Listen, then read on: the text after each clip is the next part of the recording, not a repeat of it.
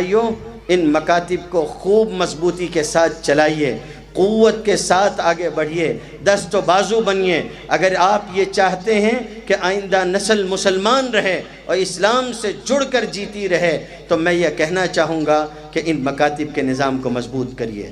اور نوجوانوں سے کہوں گا کہ میرے عزیزوں، آپ کی جوانی اسلام کی امانت ہے اور آپ سے امیدیں ہیں۔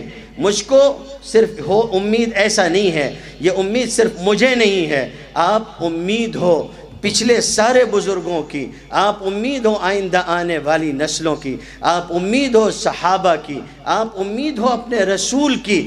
کل آنے والے دنوں میں امت کا سارا دار و مدار اور اس کا بوجھ آپ کے کاندھوں پر ہوگا۔ یہ کیا حرکت ہوئی کہ تم ٹک ٹاک کے اوپر گاتے ہو، تم پب جی لے کے بیٹھے ہوئے ہو یہاں سے وہاں تک؟ نہیں، تم اس لیے نہیں بنائے گئے ہو۔ اور لوگوں، تمہاری نوجوانی اس لیے نہیں ہے۔ تم کوشش کرو دین کے لیے اور دین کو غالب کرنے کی کوشش کرو۔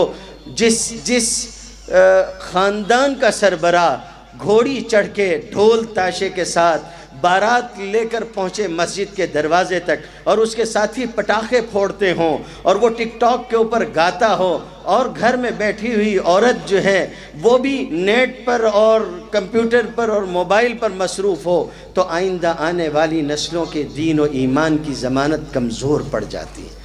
حضرت مولانا اسلم صاحب شیخو پوری کا جملہ امانت دیتا ہوں، اپنے دل میں رکھیے گا۔